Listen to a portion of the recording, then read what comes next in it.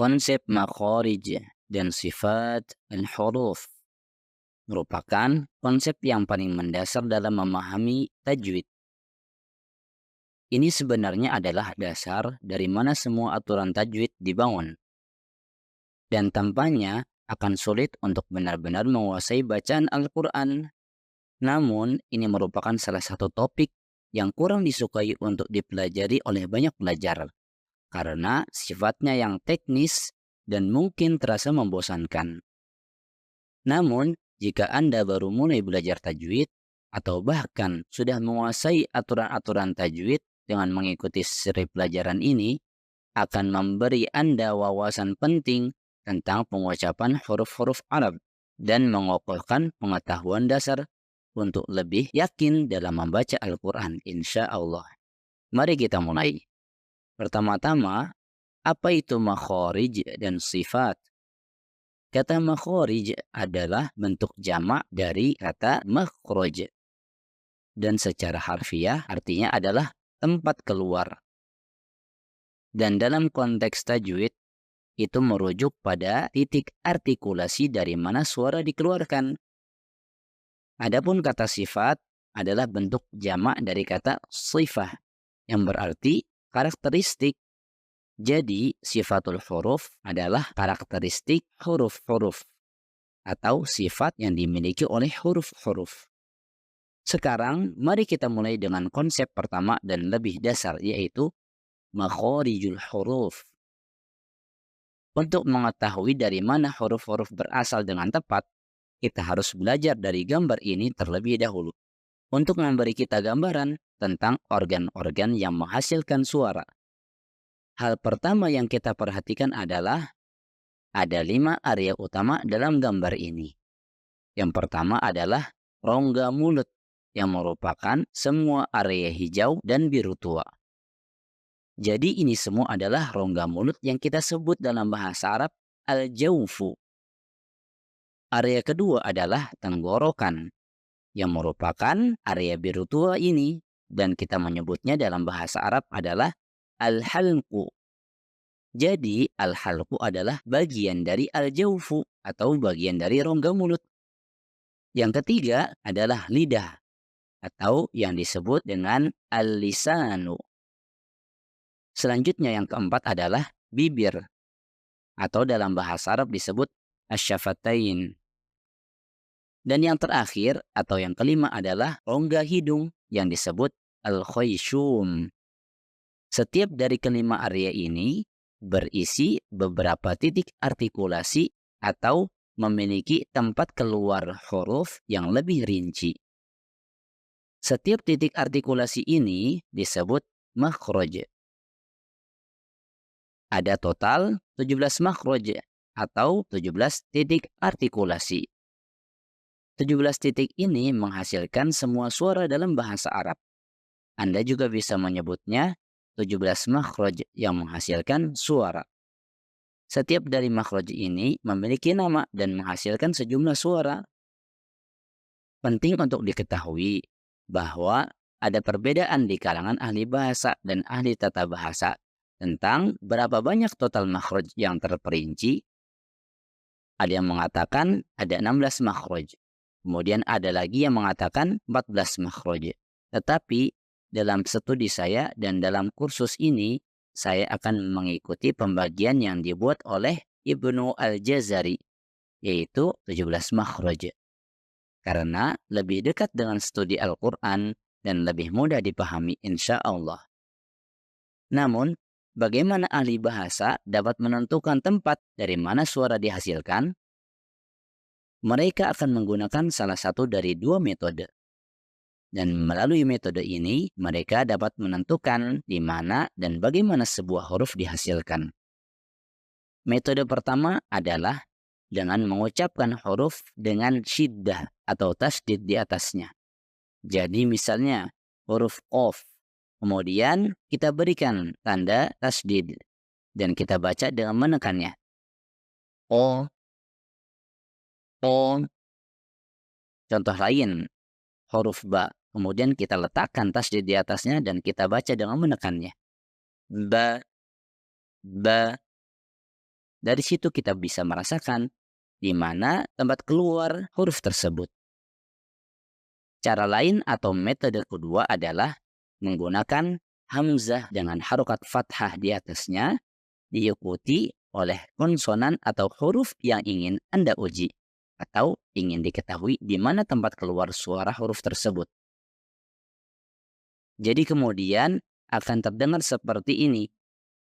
Eko, eko, es, es.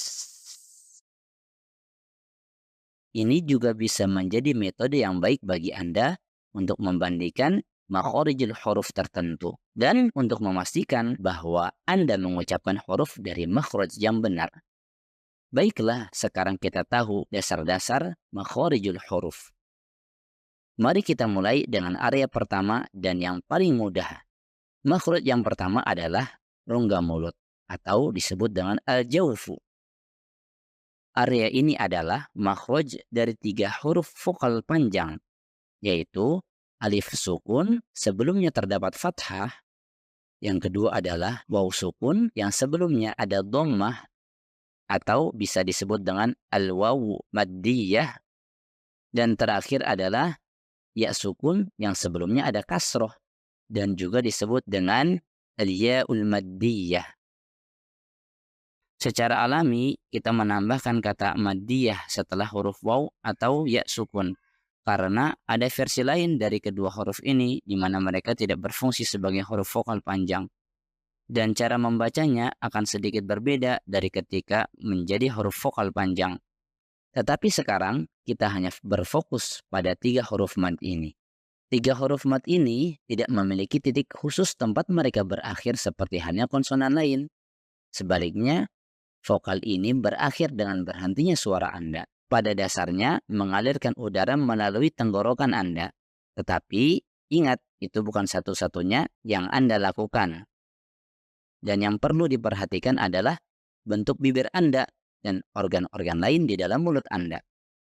Hal ini menentukan suara apa yang dihasilkan oleh aliran udara ini. Untuk memahami lebih lanjut apa yang saya maksud, mari kita mulai dengan yang pertama, yaitu alif yang selalu didahului dengan huruf yang berharokat fathah. Jadi, selalu digunakan sebagai huruf mad ketika mengucapkan alif dalam bahasa Arab. Hal satu-satunya yang Anda harus perhatikan adalah pembukaan mulut Anda. Ingat, itu tidak boleh terlalu terbuka. Dan pada saat yang sama, tidak boleh juga terlalu tertutup. Seharusnya berada di antara pembukaan rata-rata.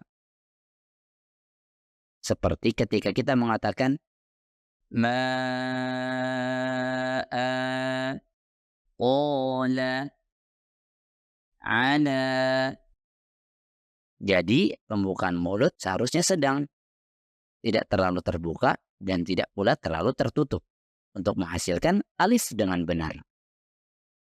Adapun waw maddiyah prosesnya sama, hanya bibirnya akan membentuk huruf U dalam posisi sedang. Ini berarti bahwa bentuk bibir Anda tidak boleh terlalu terbuka atau terlalu lebar, dan pada saat yang sama tidak boleh juga terlalu ketat. Contoh, kita membaca qalu, quru, yalwun.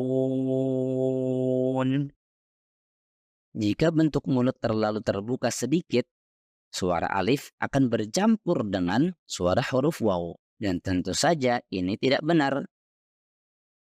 Ada kesalahan umum lain yang bisa terkait dengan suara huruf waw. Dan insya Allah saya akan menjelaskannya secara ekstensif pada video berikutnya lain waktu. Jadi silahkan subscribe channel ini dan aktifkan loncengnya jika Anda ingin belajar lebih banyak tentang kesalahan umum suara huruf waw.